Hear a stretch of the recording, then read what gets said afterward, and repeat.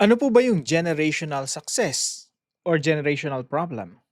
Pag-usapan po natin 'yan sa devotion natin na ito.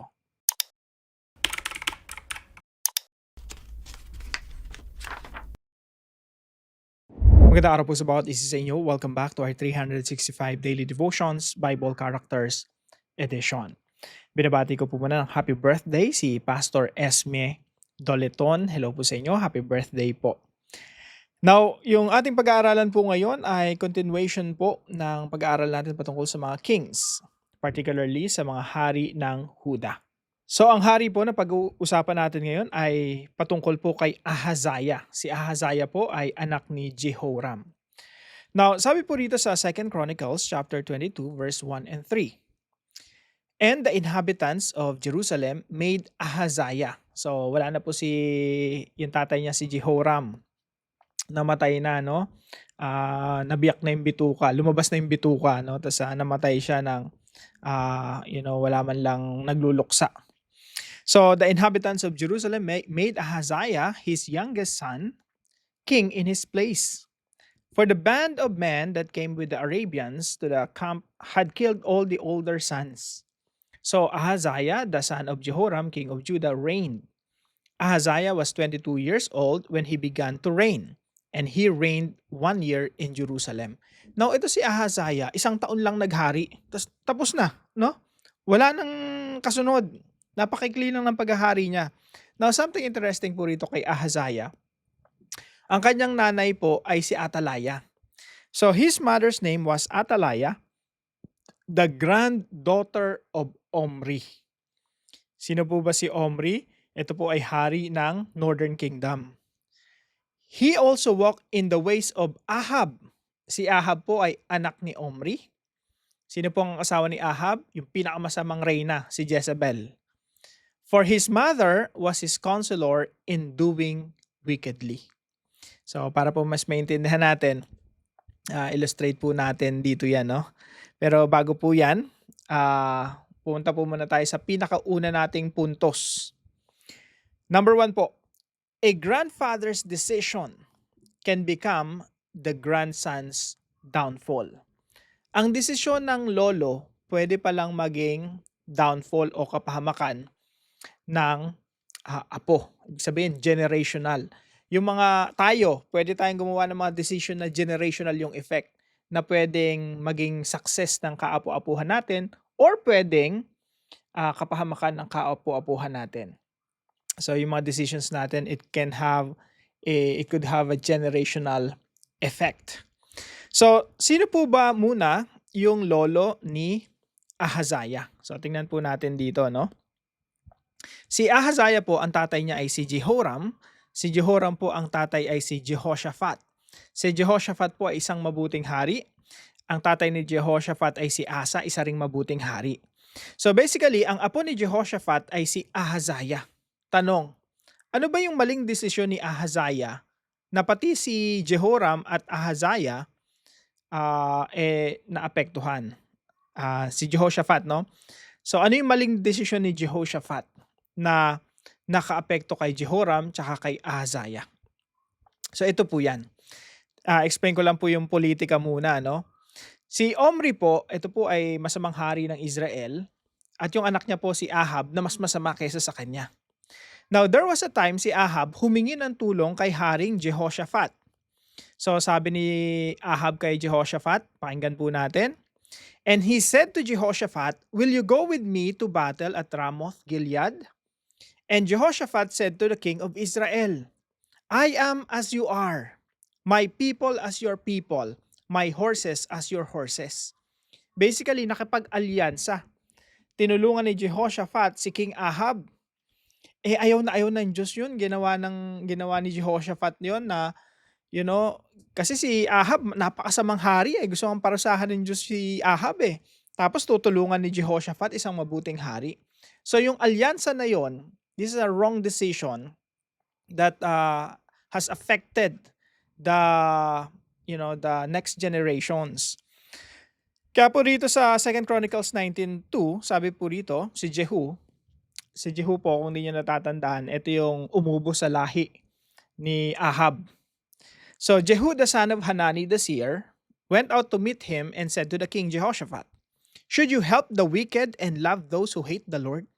Bakit mo tinutulungan yung masama na namumuhi sa Diyos? Because of this, wrath has gone out against you from the Lord." So ano po yung maling desisyon ni Jehoshaphat? Ang mali niya pong desisyon mga kapatid, si Jehoshaphat ay nakipag-alyansa kay Ahab. So ano mga kasunod na nangyari niyan? Si Jehoram ang napangasawa ay anak ni Ahab. Sino yung anak ni Ahab? Si Atalaya. At sino yung naging anak nila? Si Ahaziah. Basically, ang lolo ni Ahaziah ay si Jehoshaphat na mabuti. At sa kabilang banda, ang lolo ni Ahaziah ay si Ahab na masama. Na ang asawa ay si Jezebel, pinakamasamang reyna. At yung nanay niya na si Atalaya, syempre sumasama sa mga Diyos-Diyosan yun. Tapos dun pa siya humihingi ng payo. Basically, ang nangyari, in-invade ng kasamaan ng Northern Kingdom, yung idolatry, yung pagsama sa mga Diyos-Diyosan, yung Southern Kingdom. At yun po ay maling desisyon ni Jehoshaphat, yung alyansa na yun, na nakaapekto sa mga susunod na henerasyon. Now, pangalawang katuruan po natin, a decision can cause a generational success or problem. Ang isang decision po na pwede natin gawin ngayon sa kasalukuyan, wala pa man yung mga anak natin or wala pa yung mga apo natin, pwede silang maapektuhan. Nakita niyo po yung mga taong ultra rich, no? Sobrang yayaman nila. Dating mahirap, pero nagsumikap yung lolo, nagtagumpay yung lolo, minana ng anak, tapos minana ng apo. Yung kaapu-apuhan, iba na yung klase ng pamumuhay na, hindi naman nila pinaghirapan, pero nagtatamasa sila ng tagumpay dahil doon sa mabuting ginawa ng kanilang lolo. So, hindi natin alam kung ano yung epekto natin sa susunod na henerasyon, no? Pero definitely, meron tayong epekto. Yung mga decisions natin, may epekto yan, may influence yan sa susunod na henerasyon. So, a decision can cause a generational success or problem. Pipili na lang tayo, ano bang papamana natin? Problema sa susunod na henerasyon? Yung kahirapan natin, papamana pa ba natin sa mga anak natin yan hanggang sa kaapu-apuhan? No? Kaya humahanga ako dun sa mga taong pinanganak sa mahirap, pero iniisip niya, kailangan maputol na to. Itong kahirapan na to sa pamilya ko, hindi ko na to papamana pa sa mga anak ko. No? Kailangan ko na maging matagumpay sa buhay ko ngayon pa lang. So, may mindset na, generational mag-isip. So, number 3 po, a covenantal relationship requires covenantal faithfulness. So, tandaan po natin, yung covenant relationship po, relationship yan ng Diyos tsaka yung tao. Okay? Meron po tayong covenantal relationship with God. Ibig sabihin, meron tayong kasunduan with the Lord. I-explain ko po yan sa dive deeper ng mas malalim pa, no? Pero tayo po, nire-require ng Diyos na maging tapat sa Kanya. Yung bayan ng Israel, nire-require ng Diyos na maging tapat sa Kanya. Pero yung Northern Kingdom, puro palpak po yung mga hari dito. Yung Southern Kingdom, nire-require din ng Lord na maging tapat sa Kanya. Pero kukunti lang. Yung bahagya na lang makasunod sa Diyos. The rest, masasama na rin. Mga kapatid, pinapamanhik ko, no? Sa bawat isa sa atin, may kanya-kanya tayong kingdom. Yung kanya-kanya tayong pamilya. Yung pamilya natin, kingdom natin yan, no? Kumbaga, yan yung pinapamahalaan natin.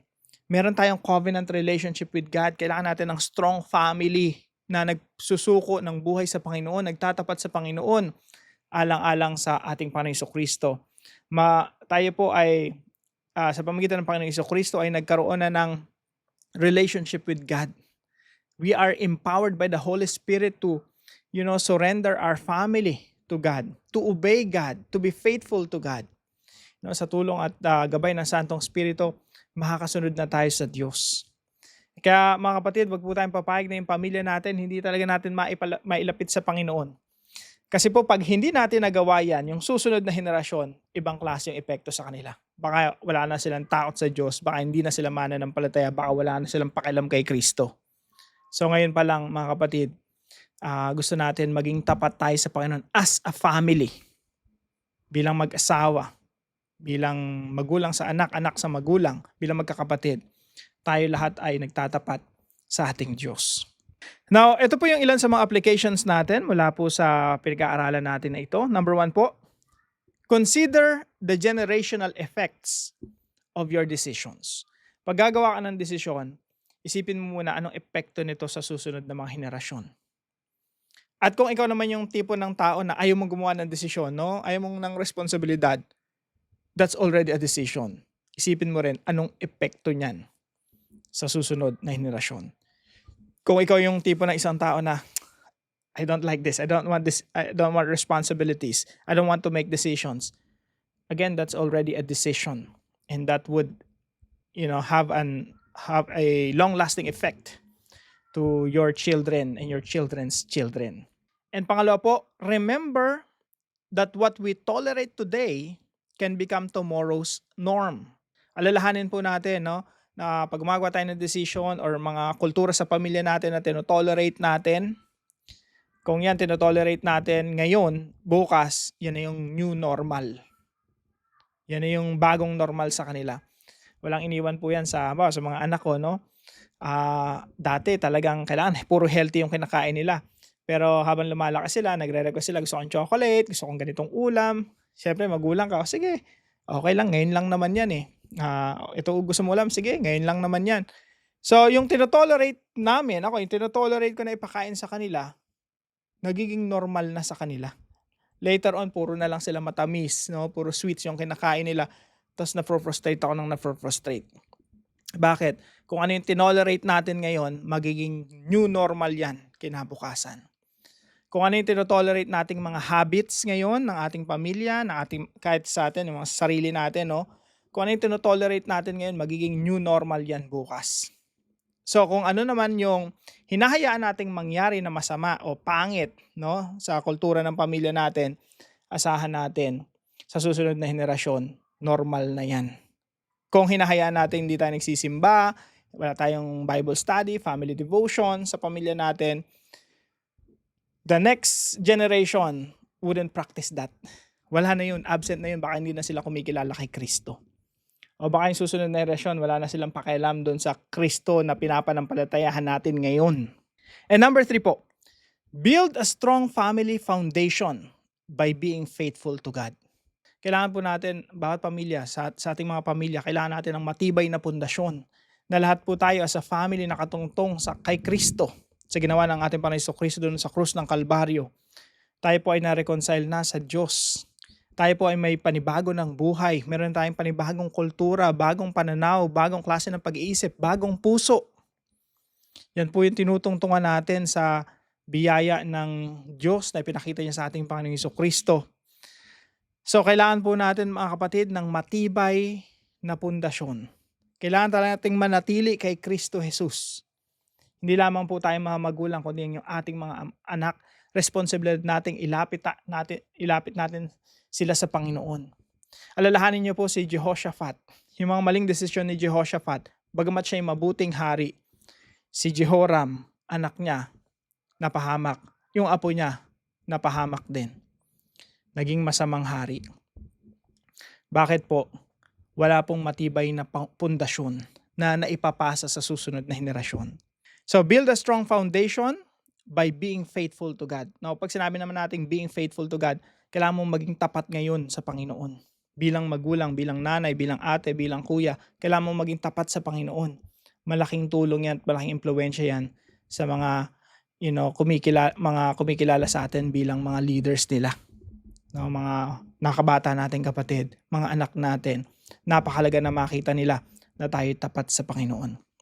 Now, para po sa ating discussion, does your family have a strong foundation built on Christ? At para po sa ating dive deeper video, mahaba po ito, 8 tanong. Umpisa po natin doon sa Jehoshaphat's prayer, God rules over the kingdoms of the nations. Pangalawa, pangatlo, pang-apat, sagutin na lang natin po yan sa ating dive deeper video. Tayo po'y manalangin. Heavenly Father, thank you for reminding us that our decisions affect not only our lives, but also future generations. Help us to live wisely and faithfully before you. Guard our hearts from tolerating sin and compromise that may become destructive patterns in our families. Teach us to build our homes upon Christ the true and eternal foundation. May our words, actions, and choices lead our children and future generations closer to you. Give us courage to pursue holiness, repentance, and covenant faithfulness every day.